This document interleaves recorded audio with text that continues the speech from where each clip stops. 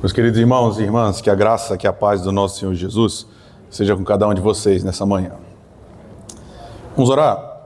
E eu te lembro que a gente sempre ora por reconhecer nossa incapacidade de gerar vida em nós mesmos. A gente precisa que ela seja dada a nós. E a gente precisa que ela se dê através do Espírito de Deus. Irmãos, eu posso até ter algumas ideias sobre a vida, mas não importa a minha opinião sobre nada. O que importa é a palavra revelada do Deus eterno, o que ela tem a ver com sua vida, e portanto a gente precisa dele, do seu auxílio, da sua presença mesmo, agindo em você, agindo em mim, agindo em nós todos. É isso que a gente vai pedir. Hoje eu vou te dar uns instantes, faça uma oração silenciosa, peça ao Senhor por instrução, depois eu oro por nós todos e a gente começa então a conversar, tá bom? Vamos orar.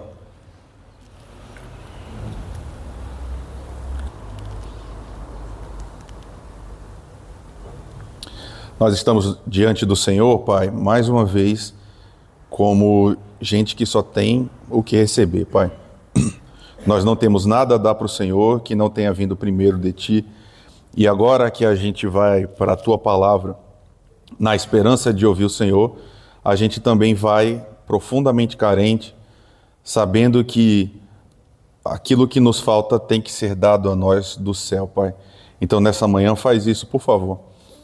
Existem corações que vieram para cá sedentos de conhecer mais Jesus Cristo e, a partir desse conhecimento, de fato, viver nesse mundo em obediência, santidade e retidão. A gente pede que o Senhor nos ajude nessa jornada, Pai. Faz isso com a nossa igreja, continua nos purificando, continua nos reformando cada dia mais, porque o nosso desejo genuíno é servir o Senhor de todo o nosso coração, Pai. Então, não nos deixa sozinhos, por favor. Age em nós, é o que te pedimos, no nome precioso de Jesus. Amém. Irmãos, nós estamos então no terceiro e último encontro falando sobre abuso. E a gente está falando sobre abuso, relembro você, no contexto da igreja.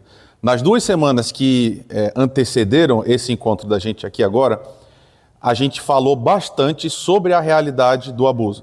Na primeira semana a gente falou de forma mais geral. Na segunda, a gente tentou particularizar o que a gente faz quando um abuso de fato acontece. E a gente também olhou para alguns usos equivocados da Bíblia que algumas pessoas fazem para poder perpetuar esse tipo de padrão de conduta.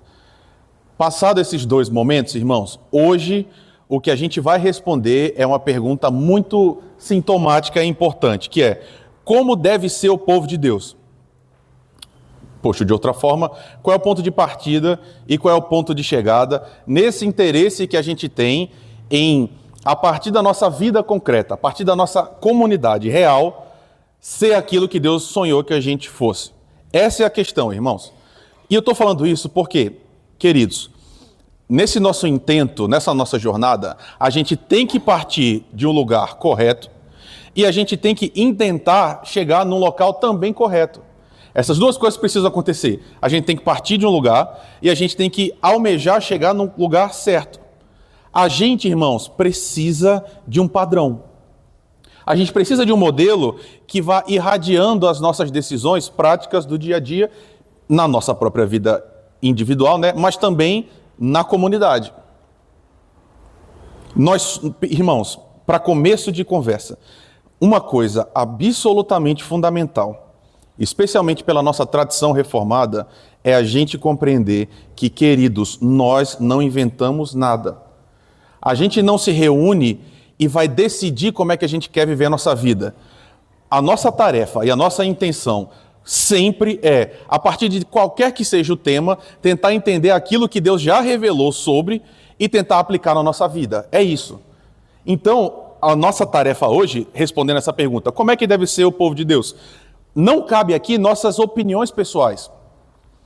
Em algum nível, quando a gente vai particularizando muito, vá lá, até que cabe a gente ter uma opinião ou outra divergente. Mas no grande escopo das coisas, olhando de maneira macro, de maneira abrangente, o que a gente vai tentar fazer aqui hoje é entender como é que o Senhor nos ordena viver. Essa é a ideia.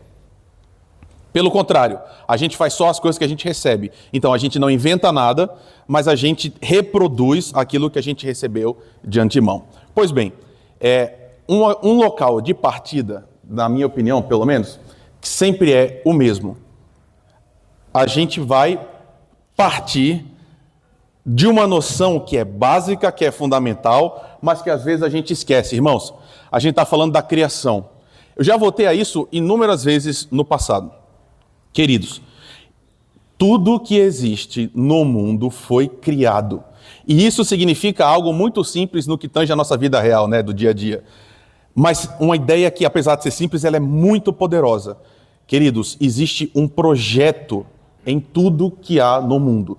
Tudo que existe foi criado por Deus para um propósito específico e foi criado por Deus para funcionar a partir de um conjunto de condicionantes que vão fazer com que essa coisa criada desempenhe sua função. Pode parecer umas palavras assim, muito rebuscadas, mas a ideia é muito simples, queridos. A gente recebeu um mundo que já está pronto. O mundo já está projetado, já está arquitetado para nós. E quando eu falo pronto, é nessa lógica interna. A gente não está aqui para criar nada, irmãos. Ok, existe um aspecto criativo em nós, mas a gente vai reelaborando as coisas que Deus já entregou para a gente se relacionar com elas. É isso que eu estou dizendo. No escopo geral, Deus entregou para a gente, está aqui a criação, ela funciona dessa forma, vocês funcionam dessa forma e a gente vai entendendo, decodificando, e na medida que a gente vai vivendo da forma que a gente foi criado para viver, irmãos, tudo vai ficando coeso, harmônico, funcional. O contrário também é verdade. Se a gente escapa desse projeto de Deus, primeiro, o que a gente vai estar fazendo é inserindo na nossa vida instabilidade. Sempre. A Bíblia tem outro nome para isso, que é pecado. O pecado é a gente fazer as coisas a partir de um aspecto autônomo. A gente diz, eu não quero saber qual é o plano de Deus para a minha vida, eu não quero saber como é que Deus criou essas coisas para existirem, a gente vai inventar o nosso próprio jeito. Esse é o problema. Na essência, isso é pecado. E aí, isso quer dizer que em todos os assuntos, quaisquer que sejam eles, a gente tem que entender o que Deus já entregou, já está pronto, irmãos. Então, cumpre a gente só praticar, simples. Família, por exemplo, irmãos, Deus definiu o que é família. E Deus não só define o que é família, como Ele define como ela se constitui, quais são suas funções, quais são seus arranjos. Então, as perguntas, o que é uma família? Como é que uma família deve funcionar? A resposta já está pronta. O Senhor entregou para nós. Sexualidade é a mesma coisa. O que é sexo? Para que ele serve? Quem pode praticar? Em quais contextos? É a mesma coisa. A gente não fica aqui debatendo ao sabor do vento. Nessa era a sociedade funciona de uma forma, então a gente vai adequando. Não, irmãos. O objetivo é sempre o mesmo, retornar ao início. Olhar como é que Deus criou e a gente praticar. Trabalho, a mesma coisa. O que é trabalho? Como é que o trabalho deve ser praticado? Por quem? Quem deve trabalhar? Com que objetivo? Irmãos, tudo isso a gente volta ao Gênesis e tentar entender de Deus aquilo que Ele entregou para a gente. Então, é claro que no dia a dia, concretamente, essas especificidades vão variar. Nem todo trabalho é igual, tem algumas famílias que têm contornos que a gente precisa olhar de uma forma mais cuidadosa, mas, em suma, tudo que eu quero te dizer nesse ponto de partida é: Deus é quem define todas as coisas. Deus é quem diz como as coisas devem funcionar, como elas vão funcionar, e todas as vezes, meus irmãos, isso pode parecer abstrato demais, mas caramba, a gente deveria fazer isso sempre, porque todas as vezes que a gente inventou de inserir nas coisas criadas por Deus os nossos próprios jeitinhos, quando a gente tentou melhorar o projeto de Deus, o que a gente criou para nós sempre foi problema, o tempo todo. E eu espero deixar claro para você o que eu quero dizer. Mais uma coisa que eu queria falar sobre criação. Irmãos, agora vai ser uma ideia um pouquinho mais complexa, tá? Mas ela é muito importante para você e vai servir muito quando a gente for conversar daqui a pouco.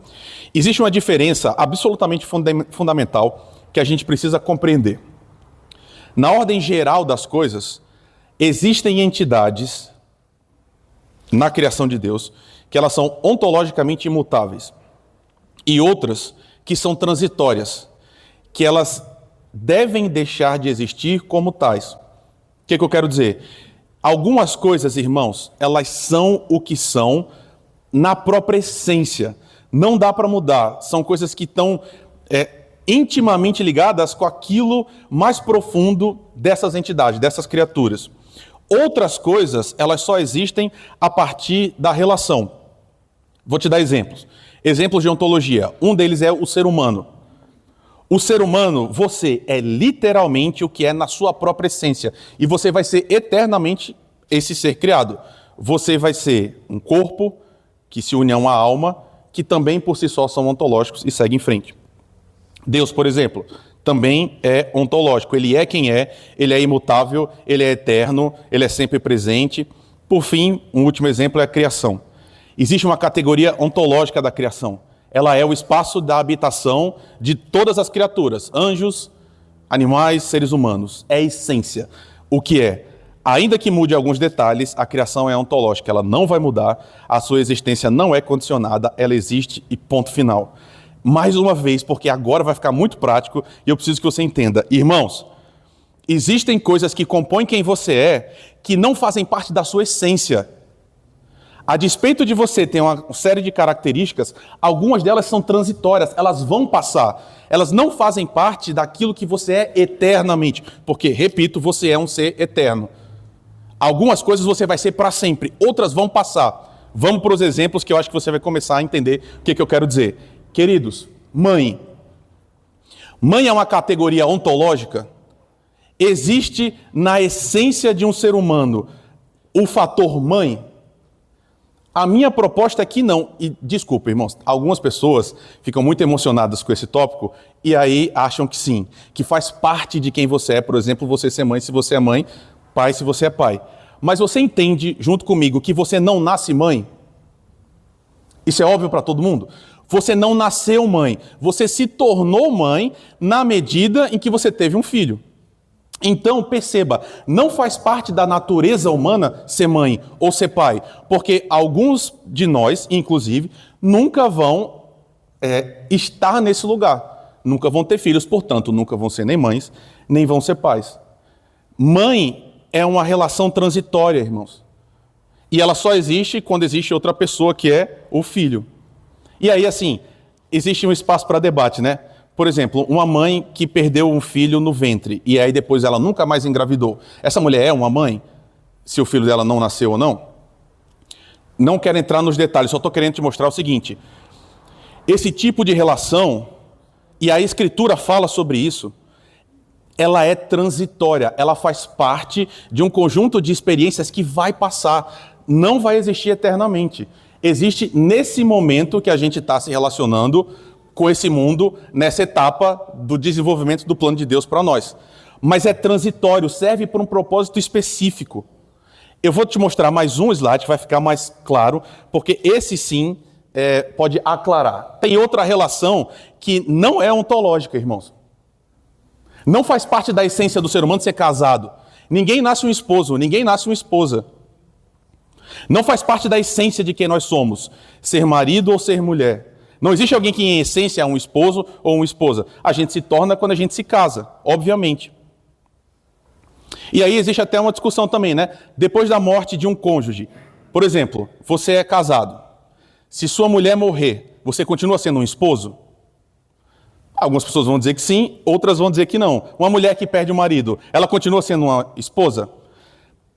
Então essa discussão está em aberto, que a gente cria até uma categoria diferente para isso, né? Uma mulher que perde o seu esposo é uma viúva. Então, perceba, a gente muda a palavra. Por quê? Porque mudou a sua relação. Então, tudo isso, irmãos, é para mostrar para você o caráter transitório das relações. Só existe um esposo enquanto existe uma esposa. Existe, inclusive, alguma linguagem romântica que diz assim, eu vou ser seu esposo para sempre, eternamente. Irmãos, tudo bem, eu entendo o local dessa linguagem, mas na prática não, tá? Você é um esposo na medida em que você está casado com sua esposa, é isso. Passa mais um, por favor, porque eu acho que Jesus fala disso de uma forma mais intensa. Jesus fala, e algumas pessoas amam esse versículo, outras não, né? Mas não se manifeste, tá? Não diga para nós o que está no seu coração. Jesus respondeu, o erro de vocês está no fato de não conhecerem as Escrituras, nem o poder de Deus. Porque na ressurreição, nem casam, nem se dão em casamento, mas são como os anjos do céu. Perceba, lembra desse momento? Jesus está conversando com pessoas que estão colocando a ressurreição em xeque.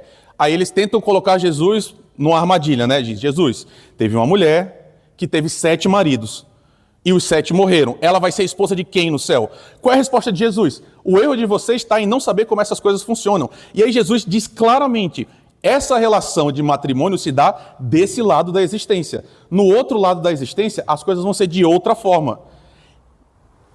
Algumas pessoas dizem amém, outras não dizem. Mas o que eu quero te dizer é, a despeito de você ter o melhor casamento do mundo, quando a gente for para o outro lado da existência, alguma coisa vai mudar fundamentalmente nas nossas relações. Isso está confinado a esse lado da existência. Então, não faz parte de quem nós somos, ontologicamente, ser um esposo ou ser uma mãe. Pastor, por que você está falando disso? Queridos, isso é muito importante, porque a gente vai falar sobre liderança. E aí, uma boa parte da nossa má compreensão sobre liderança passa por não entender isso que a gente acabou de conversar. Queridos, eu vou de início tentar deixar claro para você, desde o começo, para que você entenda. Não existe ontologia num líder. Você entende o que eu estou falando? Ninguém nasce líder, ninguém é líder. Um líder existe numa relação transitória, passageira, e que, mais uma vez, essa palavra é importante, né? Se dá quando há relação. Só existe um líder num momento muito específico, num contexto muito específico. Então, mais uma vez, ninguém nasce líder, ninguém tem em si mesmo, na sua constituição, essa distinção. Da mesma forma que só existe um pai por causa dos filhos, uma mulher por causa do marido, irmãos, só existem líderes por causa do povo. Em não havendo povo, não há líder. Isso parece óbvio, mas no dia a dia, concretamente, a gente não age desse jeito. Ou pelo menos uma boa parte das pessoas, e uma boa parte do que a gente entende hoje, da nossa relação de fé, não compreende essa questão. Líderes estão numa situação que ela, por definição, é temporal, ela é relativa, ela é efêmera, irmãos. Um líder é alguém que está desempenhando uma função naquele momento específico, naquele contexto específico. Percebe, irmão? Vou abandonar um pouco isso aqui, tá? O que eu quero te dizer? Não existe uma pessoa que é um pastor das nações, irmãos. Eu sou profeta das nações. Eu sou um pai apóstolo. Eu sou um apóstolo do Brasil. Queridos, esse tipo de terminologia está errado na essência, você entende? Porque quando Deus escolhe uma pessoa para ser pastor, ou uma pessoa para ser presbítero, você é pastor daquela igreja específica, naquele contexto específico, naquele tempo específico. Não faz parte de quem a pessoa é, da sua essência. Essa relação vai passar. Tanto é assim, queridos, que se você ler Apocalipse, a descrição, ela é, da minha perspectiva, tá? Ela é absolutamente linda. Porque Deus diz, quando essa ordem primeira passar, não vai ter mais nem templo. Lembra disso em Apocalipse? A gente tem igreja, irmãos, hoje, esse templo, esse lugar que a gente está aqui, e essas pessoas, porque a gente está desse lado da eternidade. Quando a gente for para o próximo, não vai ter mais pastor. Amém, queridos? Não vai ter mais conselho. Ninguém mais vai eleger ninguém. Por quê? Esse tipo de relação está confinado a esse momento da criação de Deus. Então, fala, meu irmão. Aquela fala de transitório é ontológica? Essa é uma ótima pergunta, que eu não sei responder. Não sei. A categoria de gênero é ontológica, a gente vai debater a vida inteira. Não sei, quando a gente chegar no céu, eu acho que vai ficar claro. Mas, ainda assim, perceba, o que eu estou mostrando para você, meu irmão, querida irmã, é que a gente está vivendo uma coisa hoje que ela não vai existir para sempre. E, irmãos, isso pode parecer besteira, mas por que eu estou falando sobre isso logo no começo? Queridos, por enquanto, existem pessoas que estão em determinadas posições, mas essas posições que elas ocupam não tem a ver com o CPF delas. Não tem a ver com quem ela é. Então, eu agora sou pastor aqui, não por minha causa, irmãos. Não é porque eu sou eu e eu estou aqui e eu posso arrogar de você uma conduta sua para mim, porque eu nasci assim. Deus me consagrou essa linguagem, a despeito dela existir, ela ainda não torna essa relação ontológica. Eu sou pastor, irmãos. Eu estou pastor, eu não sou pastor. É isso que eu estou tentando te dizer. No dia em que eu sair daqui da igreja, por qualquer motivo que seja, e se eu não for eleito para uma outra igreja, a gente usa essa terminologia, que eu continuo sendo pastor, mas a gente coloca inclusive essa noção de indisponibilidade, né? Por quê? Porque eu não posso chegar noutra igreja presbiteriana e querer ter um tipo de relação de liderança com eles se eu não sou pastor daquela comunidade. Percebe? Porque não está em mim esse ofício. Não faz parte de quem eu sou, é transitório. E, portanto, sendo transitório, a gente lida de uma forma completamente diferente. Então, de começo, para que você entenda o que a gente está falando, como é que igrejas devem ser, como lideranças têm que ser, você precisa entender desde o começo, irmãos, que líderes são pessoas que estão desempenhando uma função. É isso. Essa função é transitória. Essa função vai passar, esses líderes vão passar, vão vir outros que vão desempenhar as mesmas funções, mas o que se mantém sempre é o povo de Deus, o reino de Deus. O resto é transitório, é passageiro. Então, tudo isso é dizer, eu não posso dar uma carteirada em você e dizer, eu sou pastor, portanto, haja comigo de uma determinada forma em qualquer situação. Porque, mais uma vez, é uma relação muito... Da mesma forma como você não é mãe de todo mundo. Você é mãe de seus filhos. Certo? Você não pode chegar para uma pessoa que não é seu filho e querer ter uma relação de mãe com essa pessoa. É loucura. Mas a gente não percebe que é loucura também no contexto de igreja, né? Um pastor fazer isso. Tudo isso dito queridos, a gente precisa entender que na ordem criada por Deus existe um condicionante temporal. Enquanto as coisas se dão dessa forma, Deus disse, vai precisar que tenham pessoas que ocupem locais que vão desempenhar funções. É isso. Então, agora a gente vai olhar na Escritura como é que isso se deu.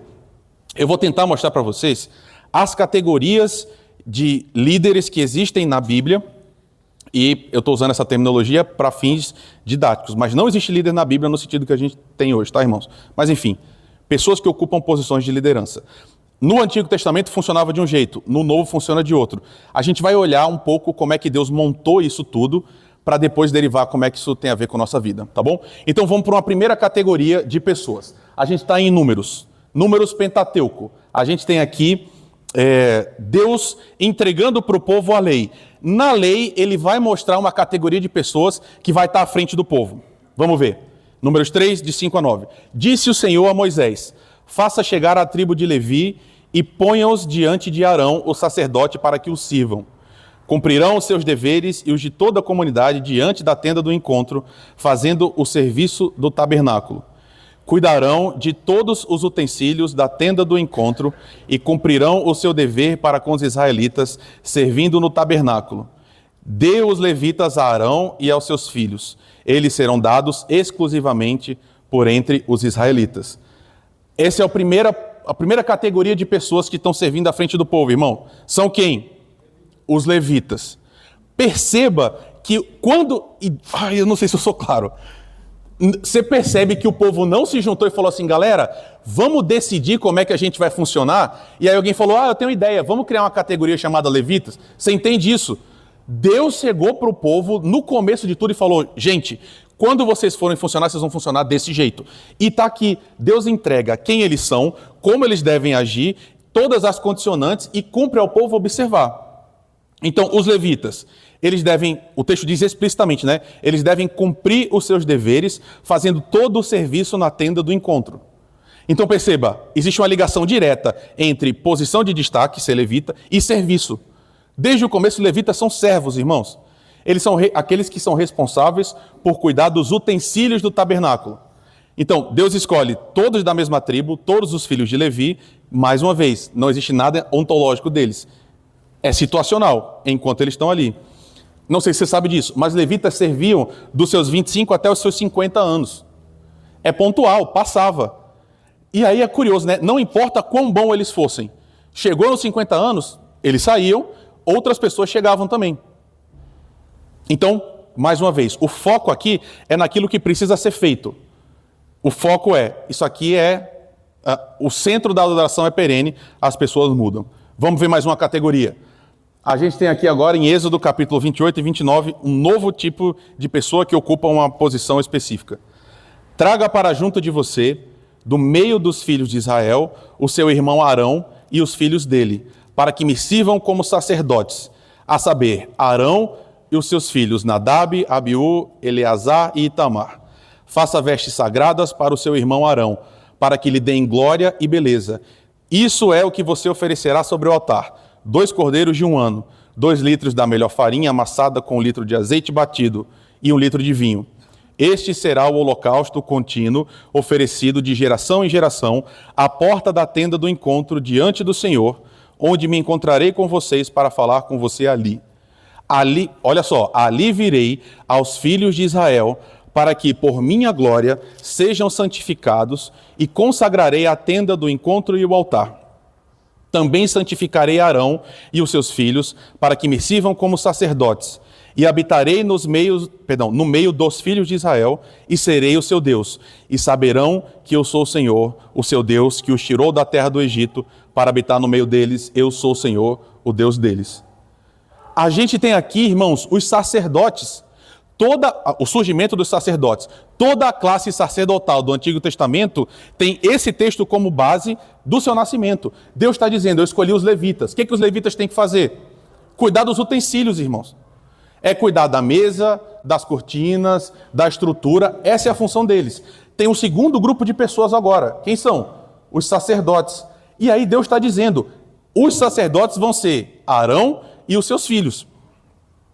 Então, da tribo de Levi tem um recorte ainda maior: os sacerdotes. Eles vão ser responsáveis pela ministração da adoração em Israel.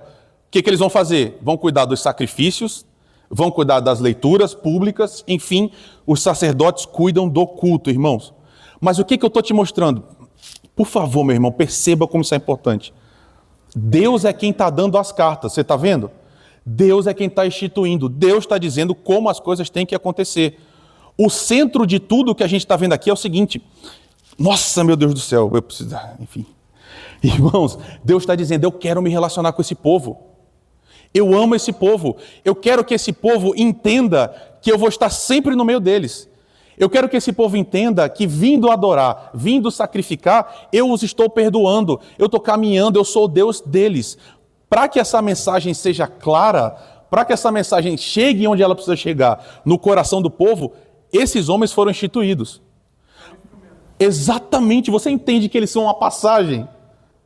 Eles ocupam uma função, mas que perpassa esses homens e que não tem nada a ver com eles. O centro é o que Deus está querendo fazer, o Deus que está querendo falar e se comunicar, e Ele coloca pessoas para mediar uma palavra ruim, mas para direcionar como essa coisa precisa acontecer. Esses são os levitas, esses são os sacerdotes. E aí hoje, em 2025, a gente tem igreja que fala assim: fala levita, como se a pessoa fosse muito importante, entendeu? A pessoa para de se chamar João para ser levita João. Nessas perspectivas, eu diria as duas coisas, levita e Arão. Então, qual foi a pergunta do irmão Zé? Então hoje pastores ocupam os dois ao mesmo tempo. Não é exatamente assim. E a gente vai chegar no Novo Testamento para ver. O centro do que eu estou querendo te falar é o seguinte: você percebe que o ofício não é propriedade de quem o executa? Os levitas não são donos da tenda do encontro. Os levitas não são donos do templo depois. Nem os sacerdotes são donos dos sacrifícios. Um sacerdote serve bem, um levita serve bem, na medida em que ele sai da frente, a sua pessoa, e ele só faz aquilo que Deus mandou fazer. Então, quanto mais limpo for esse canal, quanto menos ruído, melhor, porque o povo vai ter contato com o seu Deus na medida em que os líderes façam aquilo que eles têm que fazer, só, e que não está ligado à pessoa deles. Os sacerdotes são escolhidos para que o povo entenda: esse é nosso Deus, ele vive no nosso meio, ele se relaciona conosco. Só isso, irmãos. Sempre da forma como Deus mandou. Mais uma vez, nada é deles, tudo do Senhor, tudo iniciativa e ajuste do próprio Deus. A gente vai ver mais uma categoria agora, ainda no Antigo Testamento, que tem muito a ver com hoje Brasil. E eu estou mostrando para você na Escritura como é que esse ofício surge. A gente vai falar de que agora, irmãos? De profeta. Profeta é mais uma categoria na própria Escritura que funciona, mil aspas, como liderança. Vamos ver como é que Deus chama os profetas. Vamos ver como é que Deus institui a profecia. A gente está aqui no chamado de Jeremias. A palavra do Senhor veio a mim dizendo: antes de formá-lo no ventre materno, eu já o conhecia. E antes de você nascer, eu o consagrei e constituí profeta às nações. Deus está dizendo, antes de você nascer, eu o consagrei e constituí profeta às nações. Irmãos, isso vira música. Não é? Não já? Deus me escolheu para ser profeta às nações. Vamos ver como é que Deus explica o que significa isso. Então eu disse, Jeremias, Senhor, eis que não sei falar, porque eu não passo de uma criança. Mas o Senhor me disse, não diga, não passo de uma criança, porque a todos a quem eu o enviar, você irá. E tudo o que eu lhe ordenar, você falará. Não tenha medo de ninguém, porque eu estou com você para livrar, diz o Senhor. Depois o Senhor estendeu a mão, tocou na minha boca, e o Senhor disse, eis que ponho as minhas palavras na sua boca. Veja, hoje eu o constituo sobre as nações, sobre os reinos, para arrancar e derrubar, para destruir e arruinar, e também para edificar e plantar. O que a gente está vendo aqui? A gente acabou de sair de uma série sobre Jeremias, né? Irmãos, ele é profeta, ele é um dos profetas mais importantes do Antigo Testamento. Deus está dizendo, olha, eu escolhi você quando você estava no ventre da sua mãe. Sim, isso é importante. Deus está dizendo, eu constituí você como um profeta. Só que agora a parte é fundamental. O que Jeremias tem que fazer? O que um profeta tem que fazer sempre, irmãos? Deus está dizendo, eu vou dizer para quem você vai falar. Esse é um primeiro começo. Jeremias não tem o direito de chegar em qualquer nação, abrir a boca e falar qualquer coisa. Porque não está nele. A função não é dele. A missão é de Deus. E Deus está dizendo, Jeremias, eu vou mandar você para uma quantidade específica de pessoas. E quando você chegar lá, Jeremias vai falar o quê? O que Deus ordenou que Jeremias falasse. Então, Deus... E aí o texto termina, né? Com Deus tocando na boca de Jeremias e dizendo, eu estou colocando as minhas palavras na sua boca. Você vai. Então, eu até esqueci de colocar isso. Irmãos, quais são as figuras que sintetizam bem o que é ser um levita, um sacerdote, um profeta, um rei, que a gente vai ver? Queridos, uma figura que surge com frequência é a do farol. Vocês não moram em cidade litorânea, então vocês têm menos contato com isso, né? Mas você entende o que significa. Lá em Natal tem um farol. E eu não sei se você sabe disso, mas os faróis, eles se distinguem um do outro a partir do número de piscadas que eles dão. Então, muito longe você vai ver uma luz, você vai contar quantas ela dá e você vai saber, o farol que eu estou vendo é esse, e você vai conseguir navegar. Qual a ideia? O farol não existe para si mesmo. Você entende isso? O único sentido que o farol tem é dizer, aqui é a terra. Só. Mesma ideia de um holofote. O holofote não existe para ele mesmo, existe para iluminar outra coisa. Assim são os líderes na Bíblia, irmãos. Eles existem para falar aquilo que Deus está dizendo, e só, mais nada. Jeremias nem tem a capacidade de alguém chega para ele e fala, Jeremias, eu quero uma palavra. Ele abre a boca e sai falando. Não funciona assim, irmãos. Aquilo que Deus fala, ele repete. E ele vai ser tão melhor líder, tão melhor servo, na medida em que ele não atrapalhar esse caminho. Ser um canal limpo. Então, a ação de Deus é completa. Eu não sei se essa imagem te choca, mas pelo menos a mim parece precisa. Jeremias é quase como um boneco de ventríloco, irmãos. Ele fala aquilo que quem está falando, aquele que o manuseia está falando, é isso. Isso é um profeta. Toda a ação é de Deus, a missão é de Deus, o povo é de Deus. A última figura que eu quero te mostrar no Antigo Testamento. O último tipo de figura de autoridade. Olha só, a gente agora vai falar de rei, irmãos. Rei é o que a gente mais confunde com essa liderança de hoje, tá? Porque o rei, ele não é só uma liderança espiritual, é uma liderança também legal. Deus vai falar como é que os reis funcionam. Olha aqui o que está escrito. Eu não estou inventando, tá? Abre aí e vê se não está disso. Quando vocês entrarem na terra que o Senhor, seu Deus, está dando a vocês, e disserem, poremos sobre nós um rei, vocês certamente porão como rei aquele que o Senhor, o seu Deus, escolher. Porém, esse rei não deve multiplicar para si cavalos, nem fazer o povo voltar para o Egito. Também não deve tomar para si muitas mulheres, para que o seu coração não se desvie. Nem deve acumular muita prata e nem muito ouro. Também, quando se assentar no seu trono, o trono do seu reino, mandará escrever num livro uma cópia dessa lei, feita a partir do livro que está com os sacerdotes levitas. O rei terá esse livro consigo, e nele lerá todos os dias da sua vida, para que aprenda a temer o Senhor, o seu Deus, a fim de guardar todas as palavras dessa lei, os seus estatutos para os cumprir. Ele fará isso para que o seu coração não se exalte sobre os seus irmãos e não se desvie do mandamento, nem para a direita nem para a esquerda. Assim, prolongará os dias do seu reino e os filhos dele no meio de Israel. Irmãos, Deus está dizendo, vai vir um rei. Quando esse rei chegar, quais são as características que esse rei precisa demonstrar? Ele não pode ter muitos cavalos, curioso isso, né? Ele não pode ajuntar para si muito ouro e muita prata, e ele não pode ter muitas mulheres. Deus está colocando essas condicionantes. O que Deus está comunicando claramente? O rei não existe para si mesmo. O rei não existe para ter o máximo dinheiro que ele puder, poder fazer tudo que ele quer, na hora que ele quer, do jeito que ele quer. Tanto que tem um trecho aqui que é fundamental, ele está dizendo, o rei, quando chegar lá em cima, ele deve fazer uma cópia da lei e ler todos os dias para que ele não se infle diante dos seus irmãos. Olha que coisa. Por que o rei tem que ler todos os dias a lei? Para ele saber que ele não é melhor do que o povo que ele está servindo. Irmãos, isso é muito revolucionário. Muito mesmo. Porque nas outras nações, o rei é aquele que usa o povo em benefício próprio. E aqui o Senhor está dizendo, o rei que eu vou escolher sobre o meu povo é um rei que não vai fazer, ele não pode fazer isso. Ele tem que entender que a função dele é promover a justiça, promover o reino e que a paz geral, a harmonia geral. A gente viu 4, irmãos. Foi um pouco cansativo? Foi. A gente vai para o Novo Testamento agora. Eu estou tentando mostrar que nos 4, nenhum existe para si mesmo. Deus institui todos e essa função é para fora, sempre. A gente tem aí o sistema que vigorou no tabernáculo e no templo.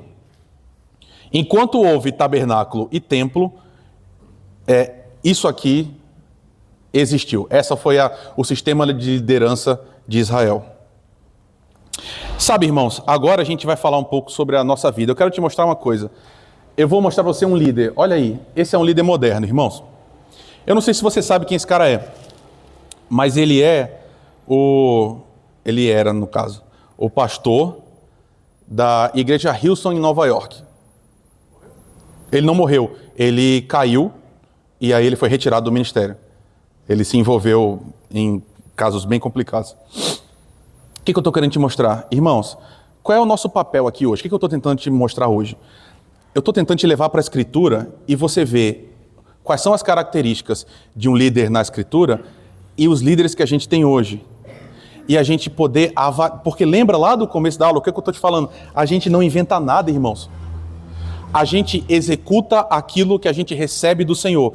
Deus está dando para nós um modelo de pessoas que vão estar na nossa frente. Só que, paulatinamente, o que a gente fez foi transformar essa liderança nesse tipo de ocorrência. Essa é a igreja dele, ele está num ginásio gigantesco. E eu acho que você também já recebeu. Lembra do Pablo Marçal um tempo atrás? Que em algum momento ele estava meio que pregando, sei lá, foi um pouco estranho. E aí ele estava, eu acho que foi aqui em São Paulo, ele estava num ginásio e ele entrou, enquanto as pessoas estavam, entre aspas, louvando, ele entrou num carro super importado no palco e começou a pregar de lá.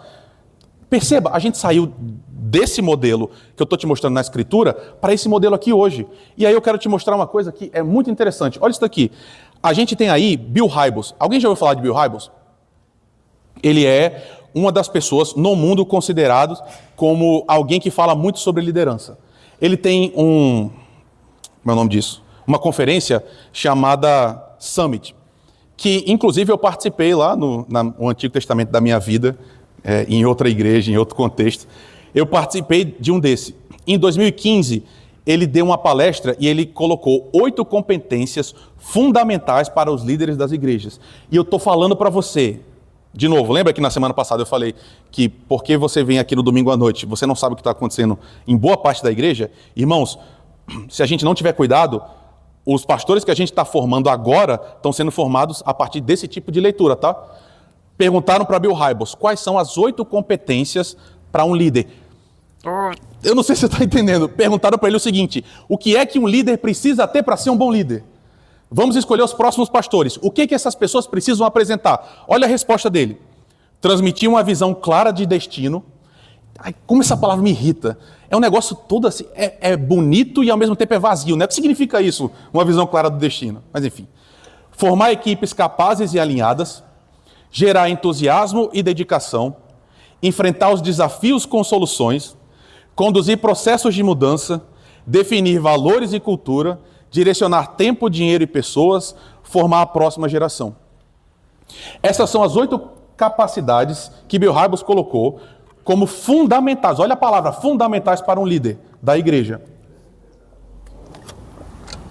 A questão é essa. Isso aqui saiu da Bíblia, irmãos? Isso não saiu da Bíblia. Eu estou tentando te mostrar no Antigo Testamento e agora a gente vai para o Novo. Mas o que eu quero te dizer é, lembra, a Tati falou, mas tudo isso que a gente está falando sobre abuso, uma hora a gente vai ter que falar sobre como a gente escolhe liderança e como é que a gente avalia a liderança. A gente tem que avaliar pelos critérios da Bíblia. A gente tem que avaliar pelos critérios que o Senhor entregou para nós, porque a igreja não é invenção nossa. Igreja a gente entendeu que é um mandato do Senhor desse lado da existência. Lembra, né? Igreja vai passar nesse sentido. Lá no céu você não vai ser presbiteriano. Tá? Não vai ter igreja presbiteriana para você ir no céu. A gente só vai ser crente, mas desse lado tem. E aí quando a gente fica sucumbindo a essa tentação de aplicar isso aqui na igreja, o que a gente vai ter? Irmãos, um líder desse jeito aí, eu garanto a você, ele consegue formar aqui em Bonilha, essa igreja, ele consegue transformar essa igreja numa igreja que tem 2.000 membros em 6 meses. E consegue mesmo. Porque é trazer um louvor muito bom mesmo. Um louvor assim, bom no sentido de, você está entendendo, né? Allianz Parque, show. É, música. Vai pintar as paredes de preto, vai colocar muita luz, muita fumaça. Ele mesmo vai ser um cara, como eu mostrei a foto ali, né? Muito dinâmico, muito jovem, vai falar coisas que as pessoas querem ouvir, vai lotar essa igreja. E aí, as pessoas olham para isso e falam, tá vendo os resultados? Isso só pode significar que ele é um bom líder. Mas ele parte dessas competências, que você vai me perdoar, isso aqui serve muito bem para você ser um CEO de uma grande Big Tech. Vai funcionar. Para que você seja dono ou um super cargo alto do Google, você precisa ter isso aqui mesmo. Realmente precisa. Não para ser líder na igreja. Não para servir o povo de Deus. As nossas categorias têm que ser outras, irmãos. O que se espera de uma autoridade na igreja? Quais são as competências? De novo, se não é isso daqui, o que é? E agora sim a gente vai afinar um pouco mais para o que a gente vive hoje.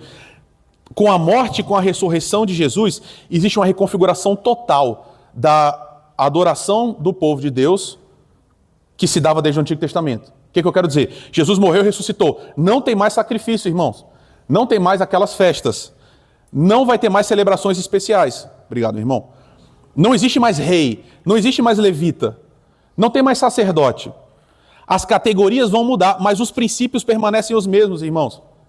Algumas pessoas vão desempenhar esse papel de direcionar a adoração do povo de Deus. Ou seja, algumas pessoas ainda vão ter um papel distintivo de estar na frente da adoração, guiando e organizando. Como a gente escolhe esses homens?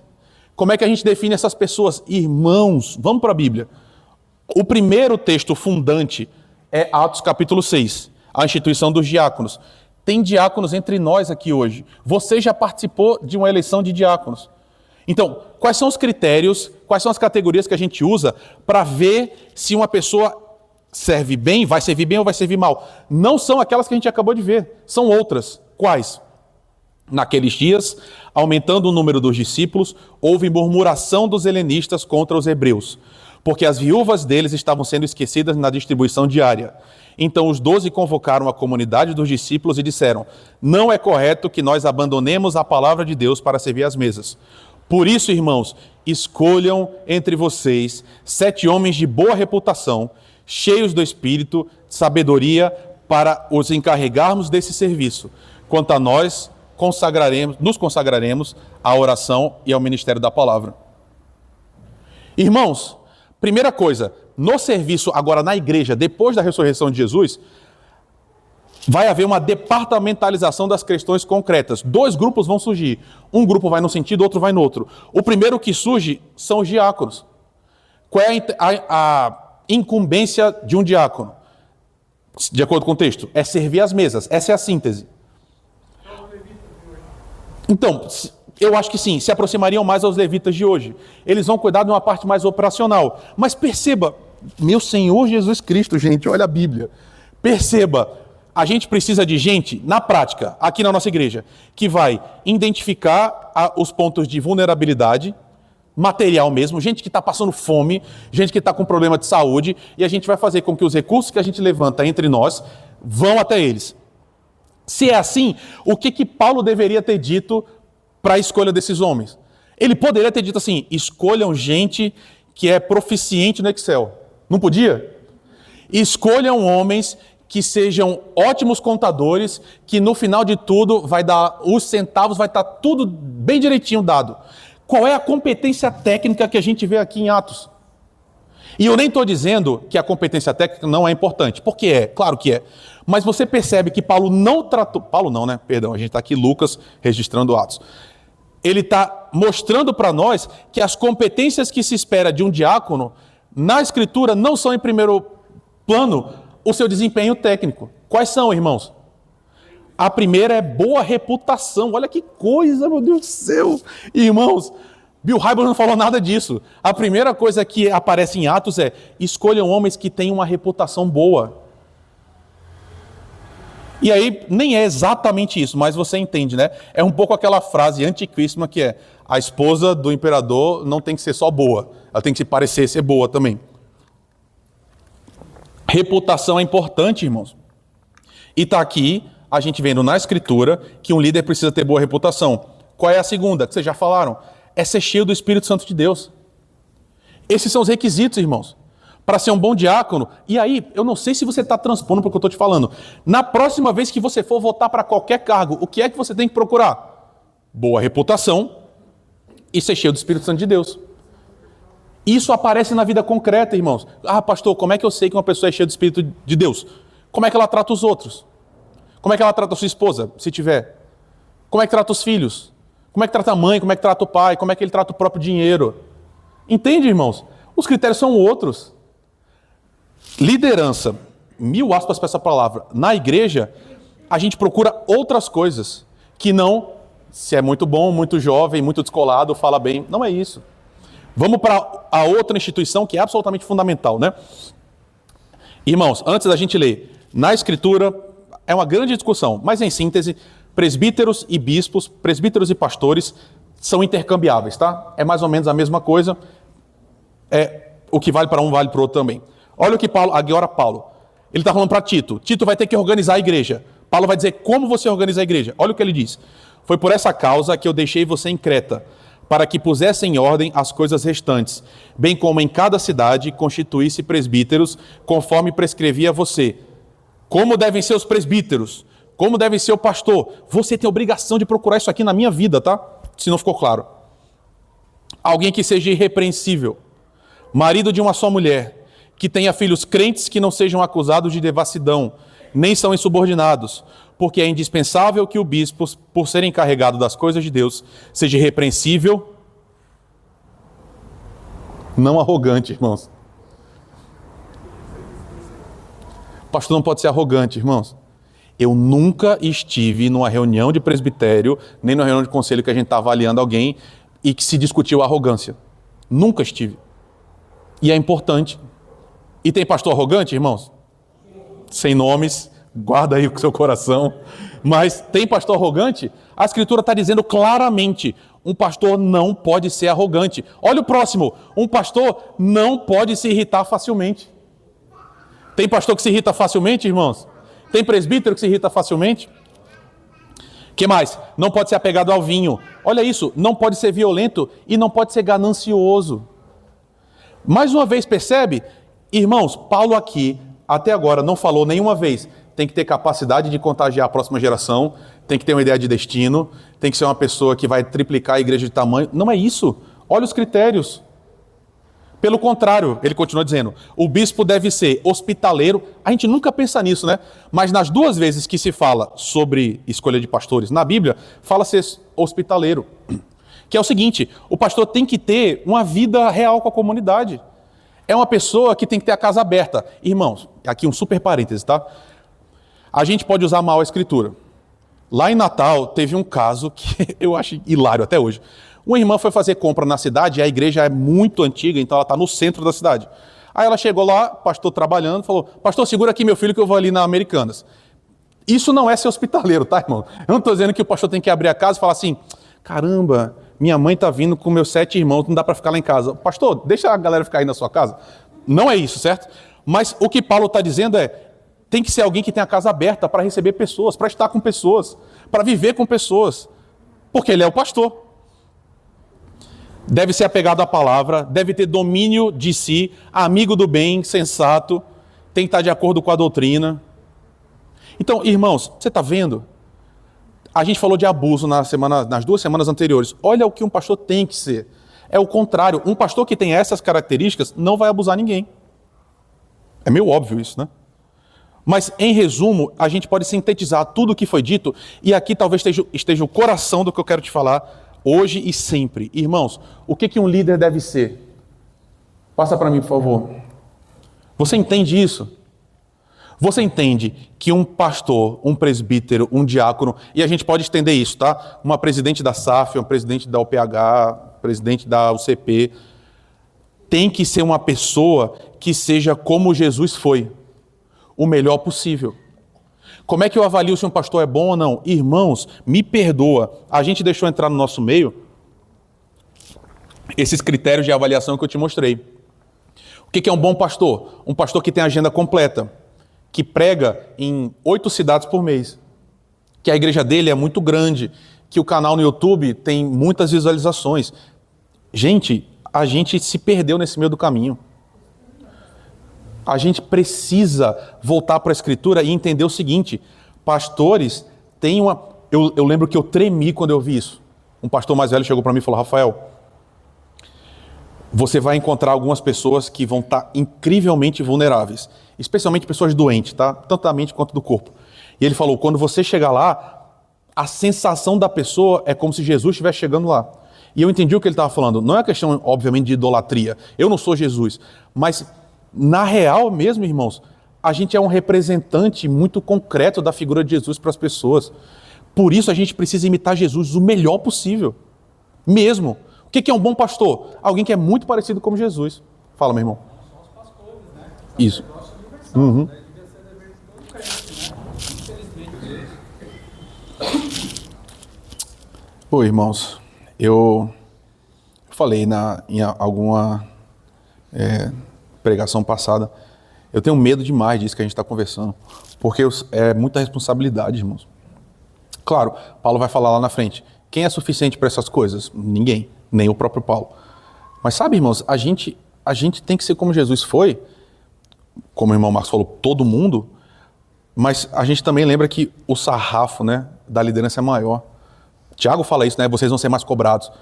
Irmãos, de novo, você vai escolher pastor daqui a 4 anos, presbítero, eu acho que em 2 ou 3, eu não tenho certeza. O que você tem que procurar? É isso, irmãos. Isso é liderança. E aí, eu quero te mostrar 3 passagens de Jesus, porque, olha só, a gente estava falando sobre modelos de liderança e pastores abusadores, gente que faz mal. Perceba que a gente tem que ser como Jesus foi. Olha a linguagem de Jesus ensinando. Venham a mim, todos vocês que estão cansados e sobrecarregados, e eu vos aliviarei. Tomem sobre vocês o meu jugo e aprendam de mim. Olha o que Jesus está dizendo. Porque eu sou manso e humilde de coração, e vocês acharão descanso para a sua alma, porque o meu jugo é suave e o meu fardo é leve.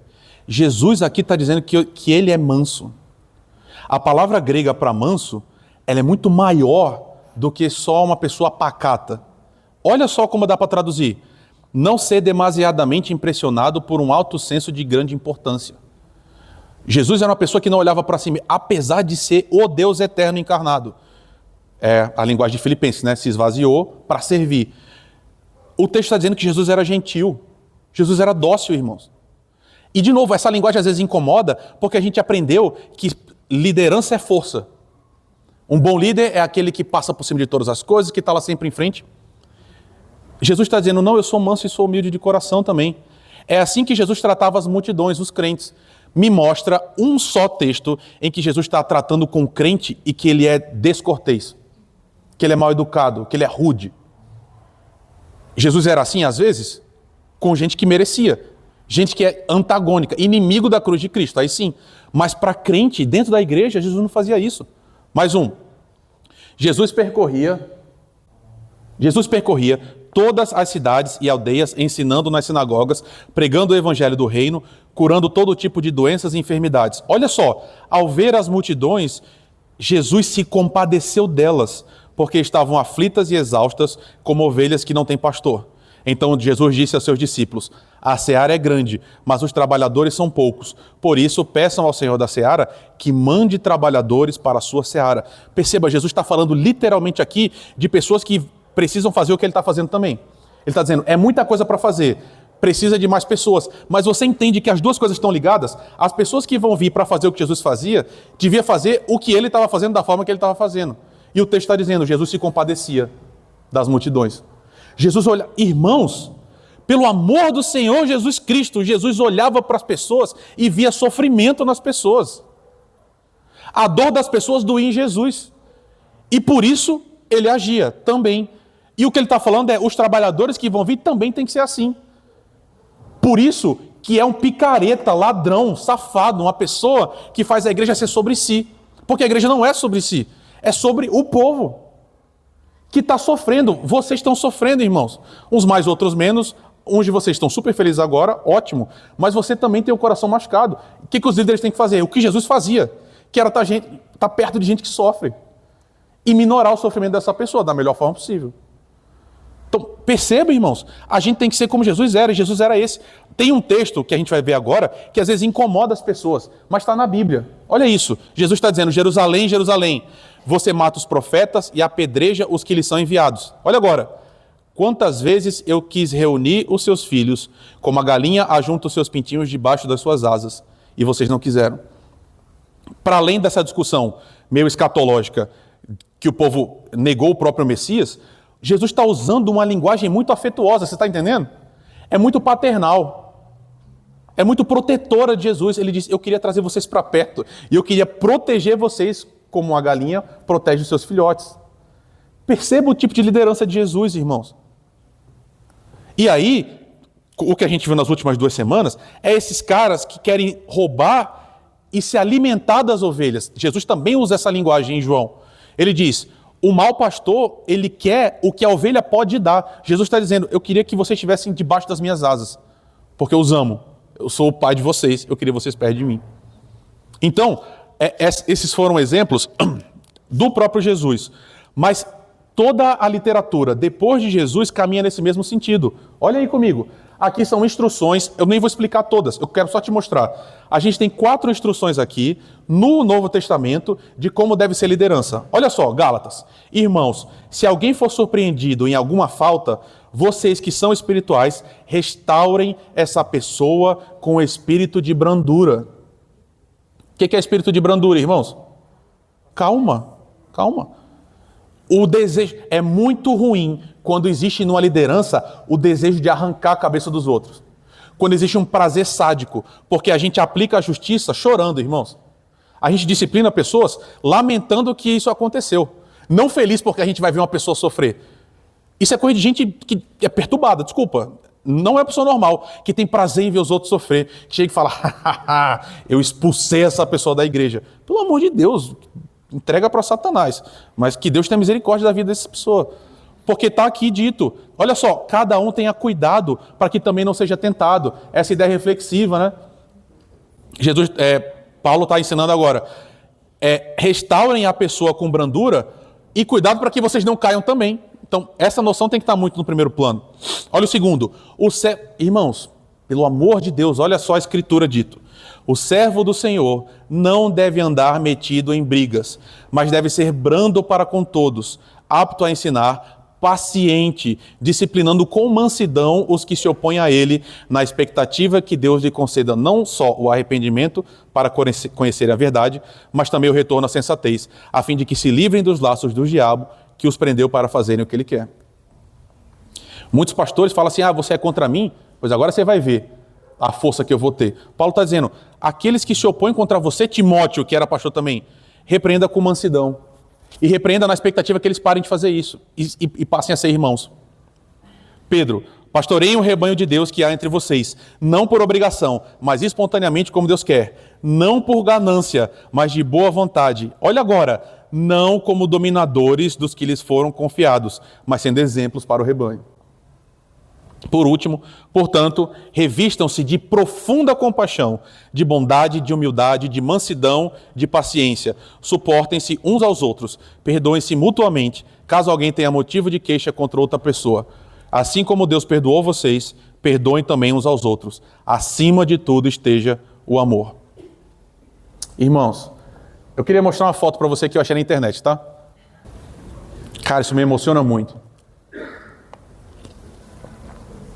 Isso me emociona muito mesmo. Estava conversando com o João essa semana, falando sobre isso, das pessoas que vieram antes. Eu vi o vídeo da construção, eu vi o irmão Paulo lá, todo fortão assim. A Vera falou, ele era bonito na juventude. Eu não acreditei, mas é bonito mesmo. Eu estava errado. Irmãos, irmãos, essa daí é a nossa igreja, irmãos. Beleza não é ontológico, né? Seria bom que fosse, mas não é. Irmãos, essa igreja é nossa. No sentido de que ela é um pouquinho de cada um da gente. Mas no sentido ainda maior, ela é do Senhor. Então, de tudo que a gente conversou nessas 3 semanas, a síntese do que eu quero que você lembre é Ele quem dá as diretrizes. É o Senhor quem dá os líderes. É Ele que escolhe como as coisas devem ser. É dele que a gente precisa, para que a gente recorra sempre a Ele. E Deus o livre. Irmãos, olha só, deixa eu te falar uma coisa. Não é porque uma pessoa começa bem que ela vai terminar bem, tá? Pode ser que hoje esse tipo de coisa que a gente conversou não esteja no meu coração. Eu não sei. Pode ser que não esteja. Mas isso não quer dizer que daqui a 15 anos não vai estar. Sabe? O tempo vai passando e aí as coisas, entre aspas, vão dando certo e a gente vai tendo uma sensação que ela é nossa. O que eu quero te falar? Você tem obrigação do Senhor de olhar para mim e aí para toda a outra liderança da igreja, mais uma vez, em todos os níveis, tá? Até os departamentais. E não permitir que tudo que a gente conversou até agora aconteça aqui dentro. A gente não pode deixar isso acontecer. A gente tem que ter liderança que seja mansa, como Jesus foi, que seja bondosa, amorosa, paciente, carinhosa, porque assim é a liderança da Bíblia, irmãos. Assim é a liderança no povo de Deus. Sabe, essa liderança déspota, força, que ninguém fala, eu não levo desaforo para casa, ninguém passa por cima de mim. Cara, isso daí a gente importou de outros lugares, que às vezes gera lucro, mas não gera amor pelo Senhor e vidas transformadas. A gente precisa disso, irmãos. Ser manso é passar a mão na cabeça em qualquer coisa? Você sabe que não. Mas a gente precisa disso, a gente precisa do Senhor. E aí um último texto mesmo, que sintetiza esses 3 encontros. Olha aí, Deus falando a Jeremias: ai dos pastores que destroem e dispersam as ovelhas do meu pasto, diz o Senhor. Portanto, assim diz o Senhor, Deus de Israel, a respeito dos pastores que apacentam o meu povo. Vocês dispersaram as minhas ovelhas e as afugentaram e não cuidaram delas. Olha como Deus é lindo, irmãos, olha como Deus é carinhoso. Mas eu tratarei de castigar vocês por causa das maldades que vocês praticaram, diz o Senhor. Eu mesmo recolherei o remanescente das minhas ovelhas, de todas as terras para onde as tiver dispersado, e as farei voltar para os seus apriscos. Serão fecundas e se multiplicarão. Porei sobre ela pastores que as apacentam, e elas jamais terão medo, não ficarão assustadas, nenhuma delas faltará, diz o Senhor. De novo, tudo isso é transitório, vai passar. Mas enquanto não passar, a gente vai precisar de pastores e presbíteros. E aí Deus está falando, eu amo o meu povo, e eu quero cuidar do meu povo. E eu quero dar ao meu povo pastores segundo o meu coração. Irmãos, que esse seja sempre o nosso caso. que nessa igreja aqui a gente esteja uma liderança que seja firme quando precisar, mas que seja bondosa, amorosa e, assim, reproduza Jesus de fato como Ele é. Que Deus te abençoe profundamente. Senhor, nós te agradecemos muito pela Tua palavra, te agradecemos por esse modelo que o Senhor nos entrega e te pedimos, Pai, que o Senhor continue purificando a igreja, continue purificando a liderança, nos dando gente que ama o Senhor e por amar o Senhor ama a igreja também, Pai. Que a gente veja aqui no nosso meio vida sendo reproduzida, Pai. Que não tenhamos entre nós violência, opressão, que não tenha abuso no nosso meio, Pai, mas que a gente livremente, com o coração desimpedido, te amando, a gente experimente a maravilha que é viver em comunidade, ajudar uns aos outros a crescer e caminhar junto até aquele dia em que a gente vai ser perfeito contigo, Pai. Cuida da gente, Senhor. Cuida da nossa igreja. Nos dá líderes assim, sempre. É o que te pedimos, no nome precioso de Jesus. Amém. Vá em paz, meu irmão, minha irmã. Dá um abraço aí em quem está do seu lado, viu? E se não estiver do seu lado, vai para o outro lado abraçar, mas cumprimenta seu irmão aí. A gente se vê hoje, 18h30.